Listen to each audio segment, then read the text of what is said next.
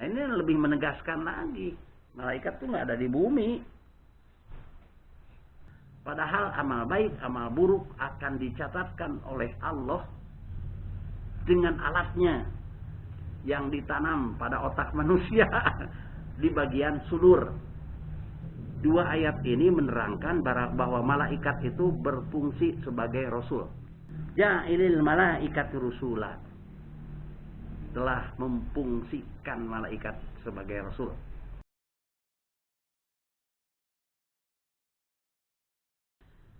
Saudara sekalian, sekarang kalau kita bertanya, kalau malaikat itu dari bangsa jin, jin itu kan ada yang laki-laki, ada yang perempuan, ya kan?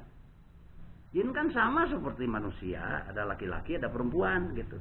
Malaikat ini jin laki-laki, jin perempuan gitu.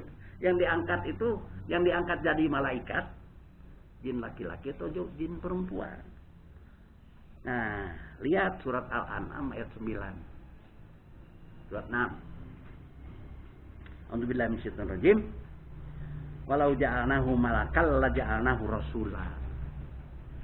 Ya. Seandainya kami fungsikan daripada para malaikat, pasti malaikat itu dari jenis laki-laki. Artinya yang diangkat sebagai malaikat dari jin berjenis kelamin laki-laki. Balik lagi ke ayat yang tadi. Innallaha Allahu yastafi minal malaikati rusula. Surat yang tadi, surat Al-Hajj 75. Allah telah memilih daripada para malaikat sebagai rasul. Tidak ada dari Nabi Adam sampai Nabi Muhammad rasul dari kalangan perempuan, ya kan? Nah, ada rasul perempuan. Jadi yang namanya rasul itu dari kalangan jenis kelamin laki-laki. Dari Nabi Adam sampai Nabi Muhammad nggak ada rasul perempuan. Nah, saudara-saudara sekalian, jadi pada ayat surat Al-An'am ayat 9 menjelaskan bahwa malaikat itu diangkat dari jin yang berjenis kelamin laki-laki. Ya, jin lalakina gitu, kira-kira begitu. Kita lihat saja. Waktu Nabi Lut didatangi malaikat Jibril, ya, diperintahkan untuk Isra. Isra itu berangkat, perintah dari Allah, berangkat pada malam hari dari satu daerah ke daerah lain, tempat ke tempat lain di daratan. Sama dengan waktu diperintahkan kepada Nabi Musa, Isra juga. Yang datang itu malaikat Jibril berbentuk laki-laki yang ganteng, kira-kira gitu, ya. Sehingga zaman Nabi Lut yang waktu itu kan sedang terjadi sebuah perubahan hidup, di mana laki-laki dengan laki-laki saling menyenangi, ya, Sodom Gomorrah. Sampai malaikat yang datang ke Nabi Lut, konon kabarnya sempat dikejar-kejar karena sosok yang ganteng yang datang itu dari jenis laki-laki. Waktu malaikat Jibril datang kepada Rasul Muhammad, juga seorang laki-laki. Belum ada yang datang diutus kepada para nabi malaikat perempuan, nggak ada tuh. Saudara-saudara sekalian, jadi malaikat itu pertama pembantu Allah. Yang kedua, malaikat itu diangkat dari bangsa jin. Yang ketiga, jin yang diangkat malaikat dari jin berjenis kelamin laki-laki. Nah, ini bangsa banyak menentang arus. Jadi sekalian, selanjutnya, kalau kita melihat ayat yang berkaitan dengan malaikat, di mana malaikat itu adanya?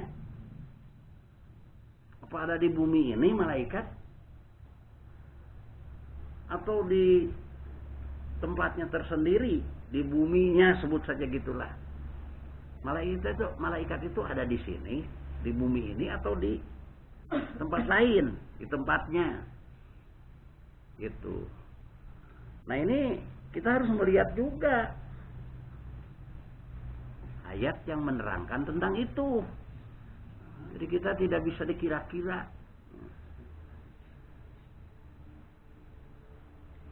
Surat 17 ayat 95. Surat Al-Isra, surat Bani Israil ayat 95. A'udzubillahi minasyaitonir rajim. Qul law kana fil ardi malakan yamsuna mutmainnina lanazzalna alaihim minas sama'i malakar rasula. Nah ini penjelasan bahwa malaikat ini tidak ada di bumi. Katakanlah seandainya malaikat ada di bumi ini, ya, mereka hidup, ya, mereka bertempat tinggal, katakanlah begitu. Yamsuna mutmainnina, ya, bertempat tinggal di bumi ini, lanazalna alaihim minas sama'i malakar rasula. Niscaya aku akan turunkan dari langit, ya, malaikat sebagai rasul. Jadi pasti ada utusan khusus untuk malaikat yang tinggal di bumi ini, kalau mereka ada di bumi ini. Jadi malaikat itu nggak ada di bumi ini. Sama dengan jin. Nanti ayatnya lain lagi lah. Jin juga nggak ada di bumi ini. Jin itu punya bumi tersendiri. Nanti itu harus dibahas di surat jin. Sementara masyarakat jin itu ada di ya ada di WC-WC kosong, rumah-rumah kosong. Makanya ada penampakan di film jadi duit.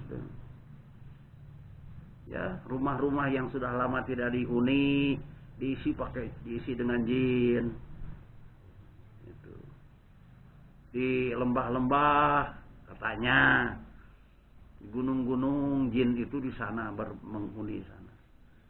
Dalam Al-Quran jin itu nggak ada di sini, sama dengan malaikat. Jin itu punya bumi tersendiri sana. Nah, ini juga kan melawan arus, melawan keyakinan yang ada di kalangan penduduk yang sudah lama turun-temurun. Pemahaman jin yang ada di sini itu karena kita masih terpengaruh oleh agama-agama terdahulu. Ya. Masih terpengaruh dengan keyakinan agama lain, dari keyakinan agama lain.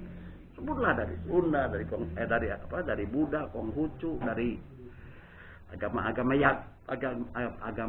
yang animis. Nah, pengaruh dari agama-agama lain masih kuat di kalangan umat Islam. Di antaranya memahami jin itu ada di sini, ada di sini, termasuk malaikat. Seandainya malaikat ada, kata Allah, di bumi berkehidupan, niscaya aku akan utus rasul dari kalangan mereka. Masa manusia saja yang diutus rasul? Malaikat juga kalau memang ada di sini, aku utus rasul dari kalangan mereka. Jadi malaikat tidak ada di sini. Nah ini juga ya mungkin dianggap melawan arus keyakinan yang sudah berurat berakar di tengah-tengah umat. Kemudian kita juga lihat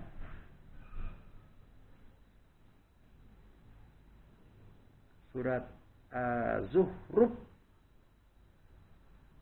surat Az-Zukhruf, surat 43 ayat 60. Az-Zukhruf surat 43 ayat 60. Di situ dinyatakan, walau nasya'u laja'alna minkum malaikatan fil ard yakhlufun. Sama di sini juga. Jadi malaikat itu tidak ada di bumi. Ya. La ja'alna minkum. Ya. Malaikatan fil ard yakhlufun. Sama.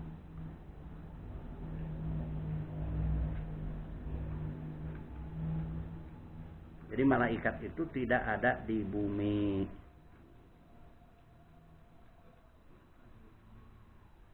Jadi kalau kata Allah, kalau seandainya malaikat ada di bumi, dari kalian juga ada yang diangkat jadi malaikat berturun-turun temurun. Kan malaikat dari jin membantu Allah. Kalau di bumi ini kata Allah, kalian juga manusia ada yang diangkat jadi malaikat secara turun temurun. Nah, ini lebih menegaskan lagi, malaikat tuh nggak ada di bumi.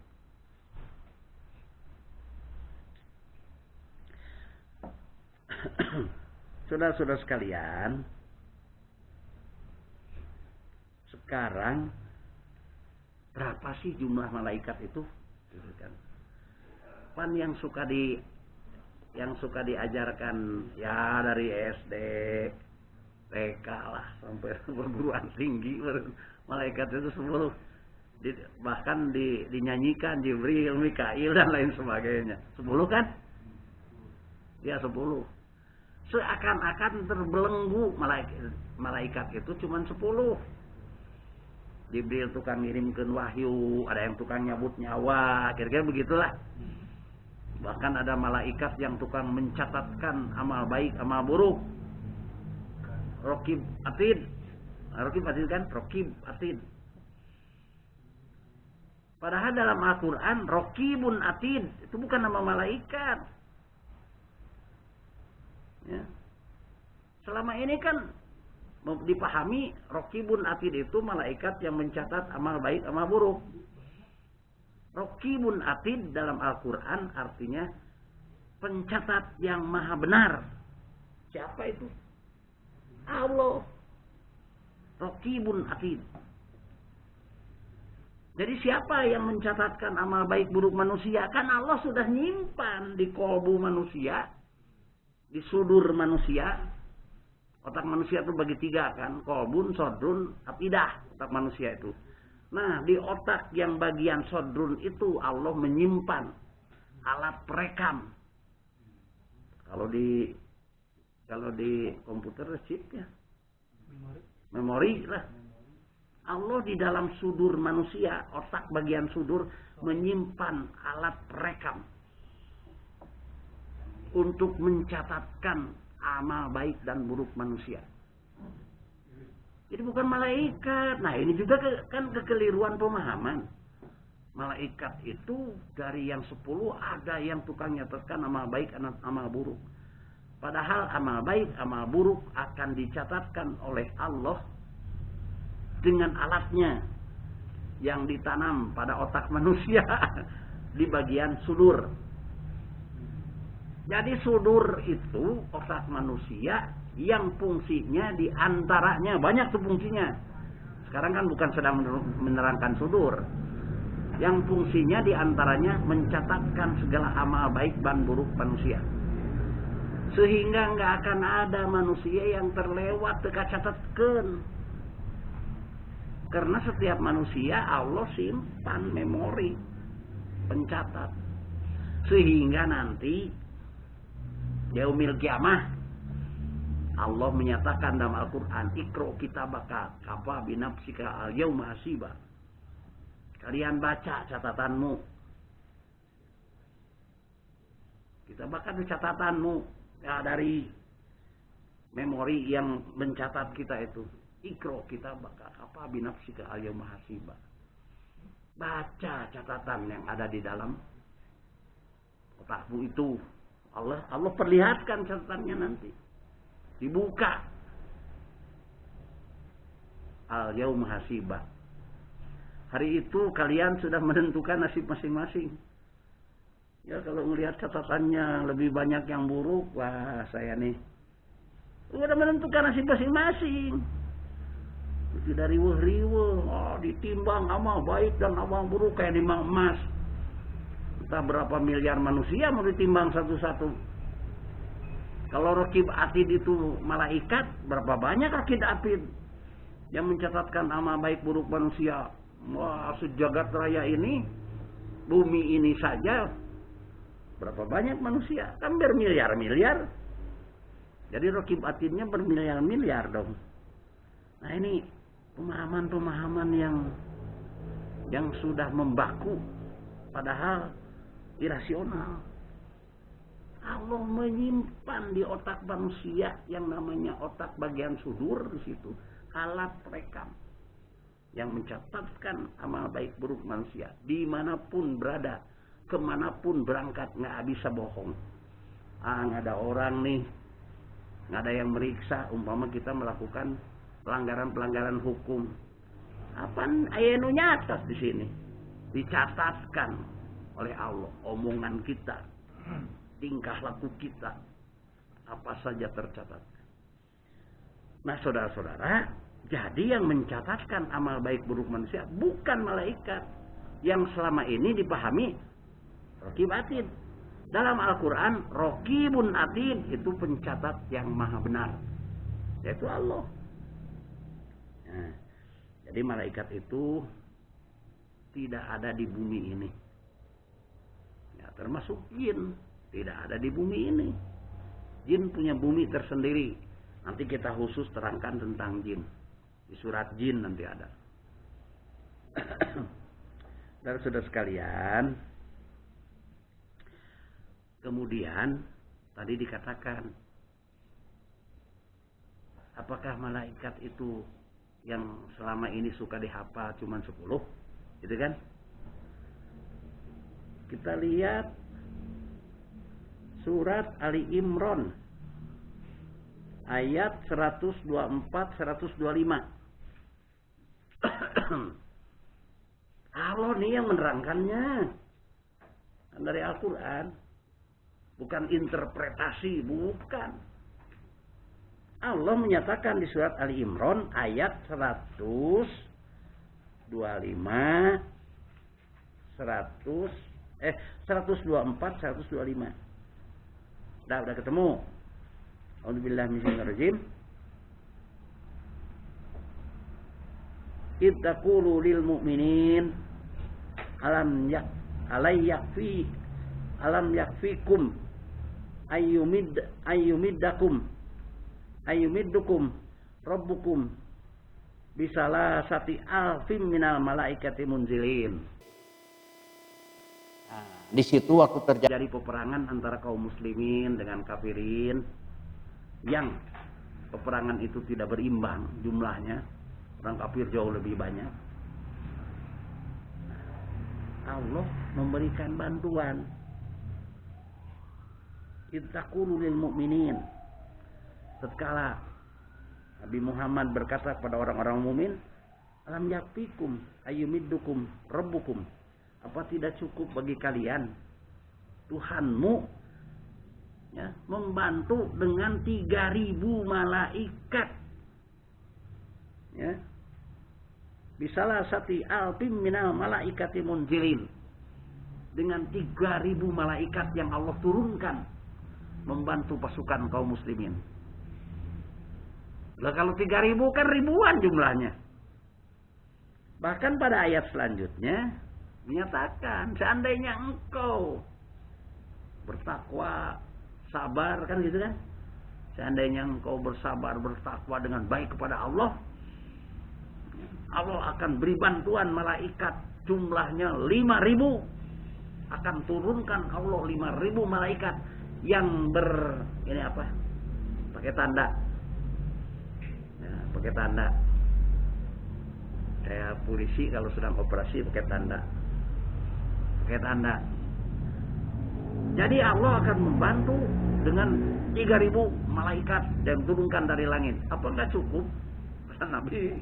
Bahkan kalau kalian bersabar, ya, kemudian kamu takwa dengan baik, aku akan turunkan 5.000 malaikat untuk membantu kaum muslimin yang jumlahnya lebih sedikit dari kaum kafirin. Loh, kalau malaikat diturunkan 3.000, apalagi 5.000. Jadi malaikat itu jumlahnya ribuan. Bahkan wallahu alam jangan-jangan lebih dari itu. Ya, kita nggak tahu. Pokoknya ini yang dalam Quran saja diterangkan beribu-ribu. Kalau 5.000 itu kan sudah beribu-ribu. Jadi malaikat itu bukan 10. Nah, makanya tauhid yang diberikan, pelajaran tauhid yang diberikan ya dari SD, TK, SD, SMP, SMA ya terpaku dengan pemahaman-pemahaman yang sempit, tidak berkembang. Malaikat itu dihafalkan, dinadomkan.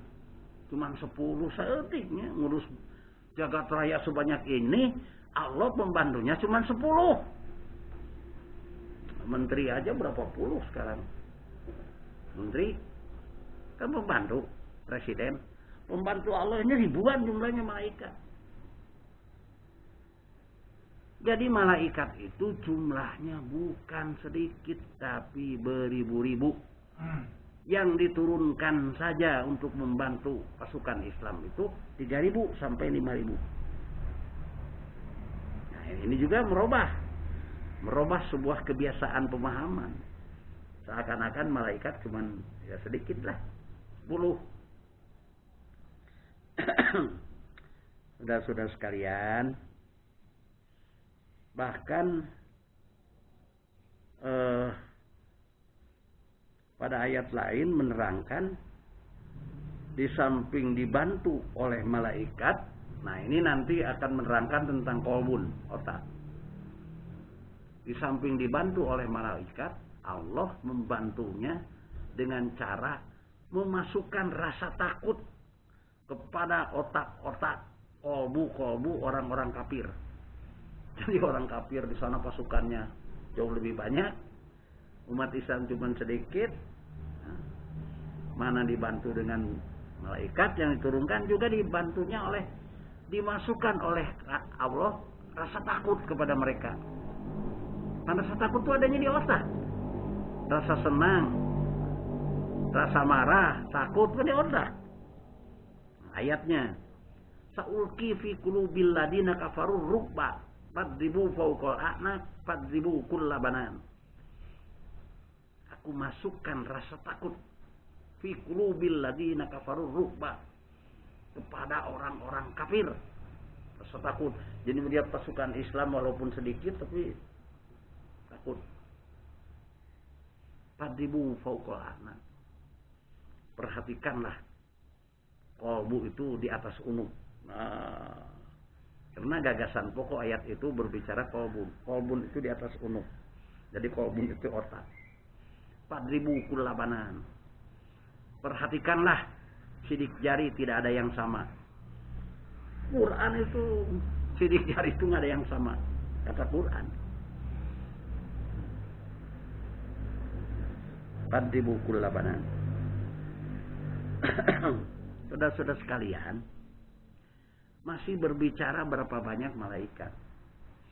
Tadi ada kekeliruan, malaikat yang mencatat itu Raqib dan Atid. Ternyata bukan. Ya. Malaikat yang mencatat amal baik amal buruk manusia adalah ya otak. Allah nanamkan chip di otak. Gitu.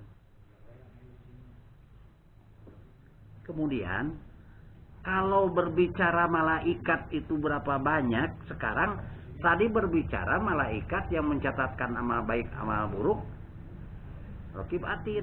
Sekarang berapa banyak malaikat yang mencabut nyawa?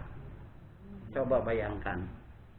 Kalau yang mencabut nyawa seseorang ditugaskan oleh Allah nyabut nyawa, cuman seorang malaikat. Nggak tahu gimana sibuknya.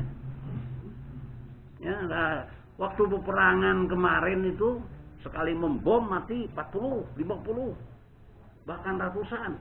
Gimana itu sibuknya malaikat nyambut nyawa? Belum yang mati belahan bumi lain mengawasi. Saudara-saudara sekalian, di surat An-Nisa lihat ayat 97. Di surat An-Nisa ayat 97 ternyata malaikat bertugas nyabut nyawa tuh banyak. Masuk akal kan?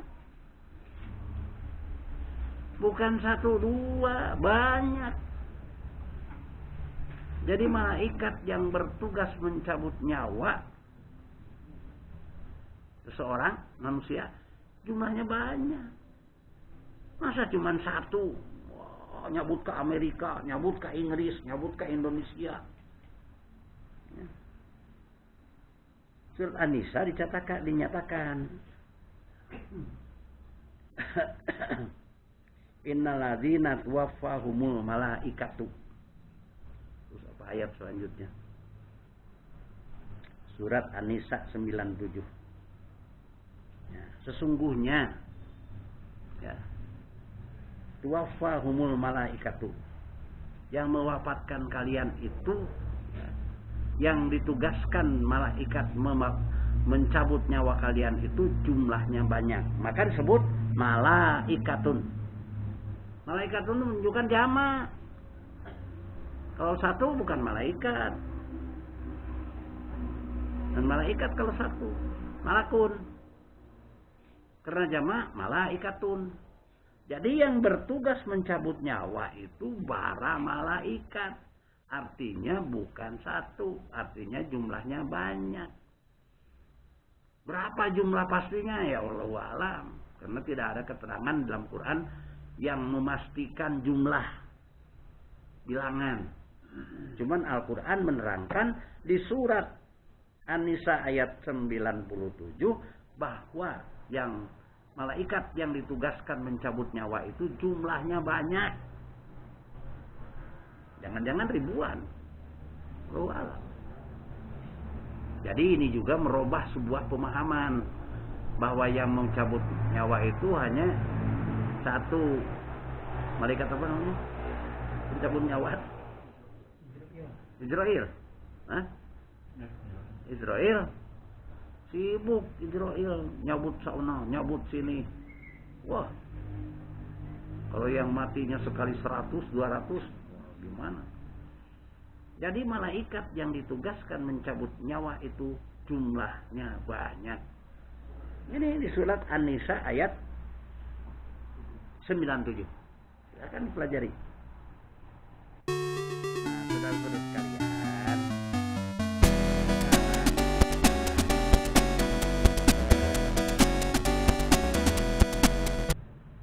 Jadi yang dimaksud ajniyah itu sayap, artinya alat untuk terbang.